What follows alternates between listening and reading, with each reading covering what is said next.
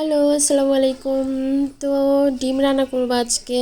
তো ঘুম থেকে উঠে হাজব্যান্ডকে জিজ্ঞেস করলাম যে কি খাবেন, তো বললো যে ডিম রান্না করো। তো সেটাই করবো, তো এই জন্য ডিমটা খুব ভালো করে সেদ্ধ করে নিয়েছি। এরপর যে ডিমটা ভাজি করে নিব, তো খুব ভালো করে একটু হলুদ মাখিয়ে নিয়েছি। তো সে বলছিল যে তুমি তো ডিম রান্না করো, বাট বেশি একটা হলুদ দাও না ডিমে। তো বেশি করে ডিমে হলুদটা মাখিয়ে দিবা, এতে করে খুব মজা হয়।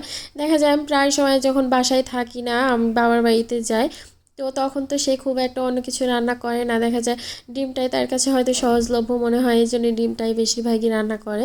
তো এই জন্য বলতেছিল যে আমি খুব টেস্টি করে রান্না করি তুমি যখন থাকো না।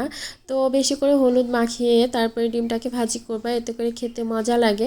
তো এই জন্য আমি খুব বেশি করে হলুদটা মাখিয়ে ডিমটা ফ্রাই করে নিলাম। দেখা যাক আজকে কি বলে। তো কথা বলতে বলতে কাঁচামরিচ পেঁয়াজটা একটু ফ্রাই করে নিয়েছি, তো তার মধ্যে দিয়ে দিলাম জিরা পেস্ট। আর জিরা বাটাটা একটু বেশি করে দিলে কিন্তু খেতে মজা লাগে যে কোনো তরকারি। আর মশলাটা একটু বাটা মশলা দিলেও কিন্তু মজা হয়। তো ওই জন্য সবসময় একটু বেটে খাওয়ার চেষ্টা করি। তো যাই হোক, তারপরে প্রয়োজনীয় গুঁড়া মশলাগুলো দিয়ে দিলাম, যেটা আর কি সবাই দেয়। হলুদের গুঁড়া, মরিচের গুঁড়া, ধনিয়া গুঁড়া এবং স্বাদ মতো লবণটাও দিয়ে দিয়েছি। তো তারপরে একটু নাড়াচাড়া করে কিছুটা সময় মশলাটাকে কষিয়ে নিতে হবে।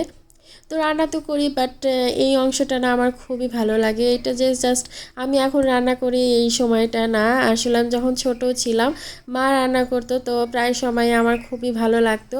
দেখা যেত মায়ের কাছ থেকে খুন্তি নিয়ে এই পর্যায়ে আমি নাড়াচাড়া করে দিতাম, মানে এতটাই এই পর্যায়টা আমার খুব ভালো লাগে। তো কার কার এমনটা লাগে কমেন্ট করে বলবেন। তো তো যাই হোক, তারপরে আজকে রান্না করছি ডিমটা সবজি, শীতের সবজি দিয়ে।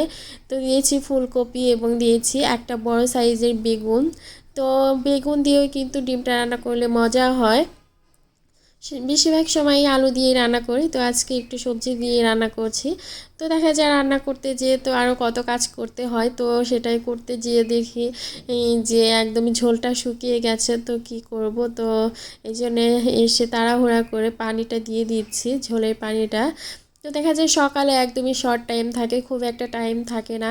একটু লেট হয়ে গেলে দেখা যায় অনেকটা সময় পার হয়ে যায়। এই জন্য সবসময় খুব একটা সকালে উঠে তারপরে কাজটা করলে কিন্তু কাজটা গুছিয়ে করা যায়। আর যেহেতু একা মানুষ, খুব একটা তো দেখা যায় কাজের সাথে পেরে ওঠা যায় না, আর বাচ্চাও আছে, ও অনেক সময় বিরক্ত করে। তো যাই হোক, কথা বলতে বলতে রান্নাটি কিন্তু অনেকটা হয়ে গেছে। আমি ডিমটাও দিয়ে দিয়েছিলাম, তারপরে কিছুটা পরিমাণে শাক দিয়ে দিচ্ছি, ভাজি করেছিলাম তো সেখান থেকে কিছুটা তুলে রেখেছিলাম। তো তারপর আমি কিছুটা পরিমাণে শাকও ভাজি করে নিয়েছিলাম।